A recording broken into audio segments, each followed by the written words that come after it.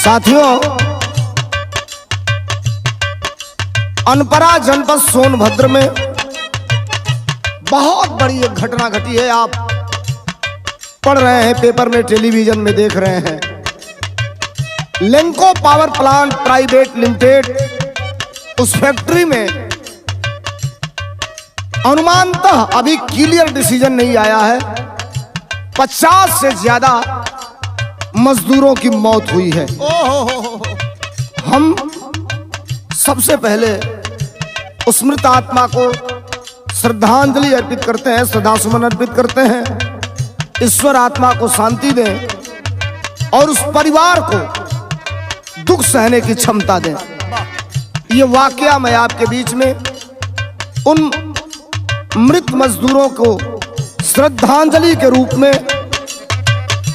एक श्रद्धांजलि गीत आपके बीच में पेश कर रहा हूं। जो मजदूर अपने परिवार के लिए, बाल बच्चों के पढ़ाई के लिए, 2 वक्त की रोटी के लिए उस पावर प्लांट में काम कर रहे थे, आज उनका परिवार बेसहारा हो गया। सुनने वाले की आंखें नम है, देखने वाले की, और उस परिवार के ऊपर क्या बीत रहा होगा। सुनिए श्रद्धांजलि गीत के रूप में। लेंको पावर प्लांट में मच गया अनपरा में पावर प्लांट है, Lanco power plant private limited. Lanco power plant में मच गया, लेंको पावर प्लांट में मच गया भारी हाहाकार। ऐसन घटना भइल बरियार, टूटल जिंदगी का तार, टूटल जिंदगी का तार। ऐसन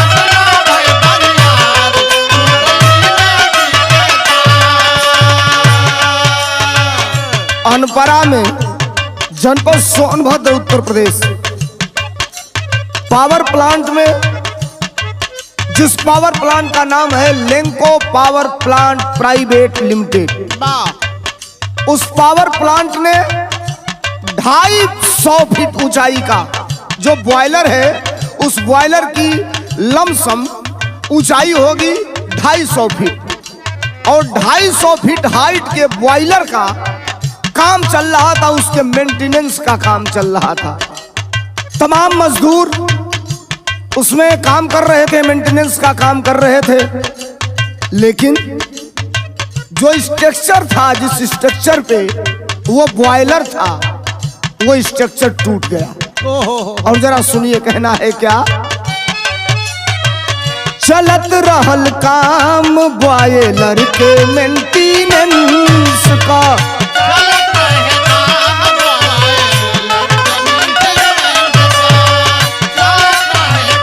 250 फीट ऊंचा बॉयलर है। दूरी रहल कम मजदूरों के डिस्टेंस का,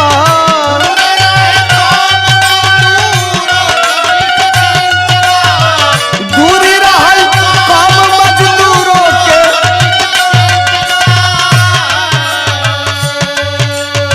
चलत रहल काम बॉयलर के मेंटेनेंस का, दूरी रहल काम मजदूरों के डिस्टेंस का।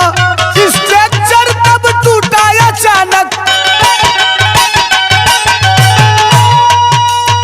स्ट्रक्चर टूट गया अचानक, स्ट्रक्चर टूट गया अचानक, भइले सब लाचार।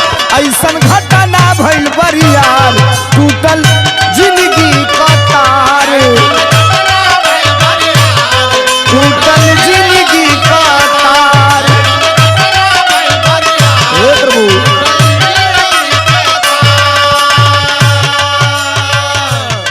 सूत्रों से पता चला, जानकारी मिली कि 250 फीट ऊंचा वो बॉयलर जिस स्ट्रक्चर पे रख के उसके मेंटेनेंस का काम चल रहा था, वो स्ट्रक्चर टूट गया। और आप जरा कल्पना करिए, जिस स्ट्रक्चर के नीचे सैकड़ों मजदूर, अनगिनत मजदूर उस बॉयलर के मेंटेनेंस के काम में लगे हुए हैं, उसका मेंटेनेंस कर रहे हैं। कोई लेबर है, कोई इंजीनियर है, कोई ऐसा आदमी है जो उसका जानकार है, लेकिन किसी को पता नहीं कि काल इतने कम समय में सबको अपने आगोश में ले लेगा। हुआ क्या? दबी गईल के तने मजदूर असहाय हो, दबी गईल के तने मजदूर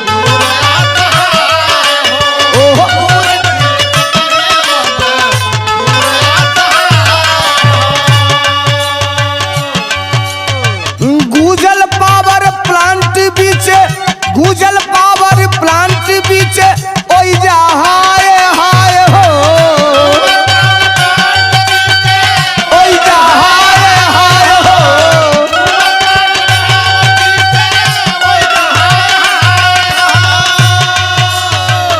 दबी गईल के तने मजदूर असहाय हो, गूजल पावर प्लांट बीचे ओई जा हाय हाय हो। हाय विधाता तू हरे आगे,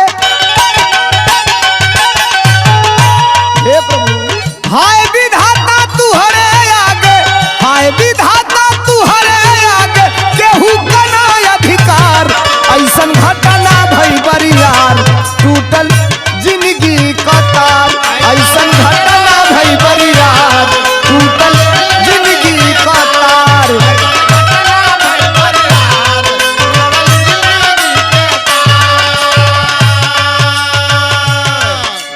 अब थोड़ी टेक्निकल बात आप समझिए। जो जानकारी आई क्षण के, जो जानकारी हमें मिली, हम फिर से आपके बीच में कहते हैं कि भगवान ऐसा दिन किसी फैक्ट्री में, किसी कंपनी में मजदूरों के साथ कभी मत दिखाना।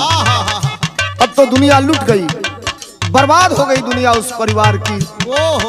अब एक ही बात लोग चर्चा कर रहे हैं, कह रहे हैं, Lanco power plant private limited ने यह काम पावर मैक कंपनी को दिया था।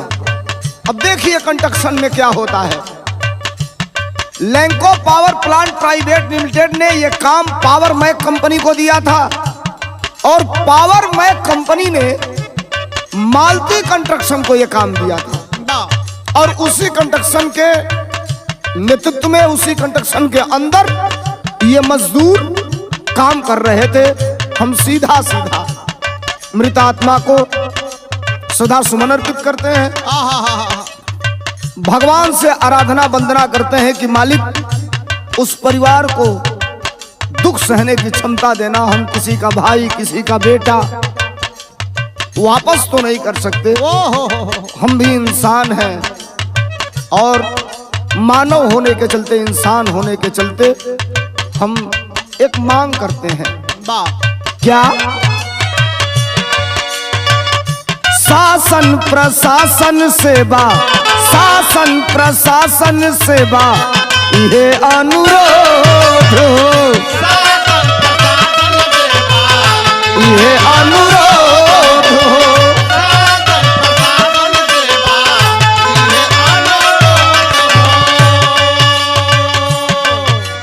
अरे शासन प्रशासन सेवा ये अनुरोध हो, कहाँ लापरवाही भइल होखे पर शोध हो,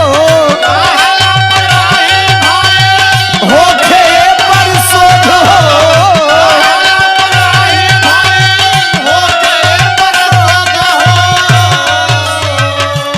हम उस परिवार के प्रति संवेदना व्यक्त करते हुए आदरणीय श्री अखिलेश यादव जी, पूर्व मुख्यमंत्री उत्तर प्रदेश, उनके तरफ से भी हम उन मजदूरों के प्रति श्रद्धा सुमन, शोक संवेदना प्रकट करते हैं और परिवार को इतनी ताकत मिले भगवान से अनुरोध करते हैं, निवेदन करते हैं कि दुख सहने की क्षमता दें। लेकिन एक चीज, मजदूर चाहे किसी भी कंपनी में काम करे, किसी भी फैक्ट्री में काम करे, ये लायबिलिटी होनी चाहिए, सरकार का ये दायित्व होना चाहिए कि प्राइवेट कंस्ट्रक्शन कंपनी की भी ये जिम्मेदारी होनी चाहिए कि अगर कोई मजदूर की दुर्घटना होती है, आकस्मिक दुर्घटना से मौत होती है काम करते वक्त, तो उसके पूरे परिवार के भरण पोषण की जिम्मेदारी उस कंपनी के ऊपर होनी चाहिए। और ये मांग करते हैं हम क्या? शासन प्रशासन सेवा यह अनुरोध हो, कहला परवाही भइल होखे पशोध हो। और अरे गया सोलंकी बच ना पाए, गया सोलंकी बच ना पाए, गया सोलंकी बच ना पाए, जो हो जिम्मेदार ऐसन घटना भइल बरियार, टूटल जिंदगी का तार, टूटल जिंदगी का तार, ऐसन घटना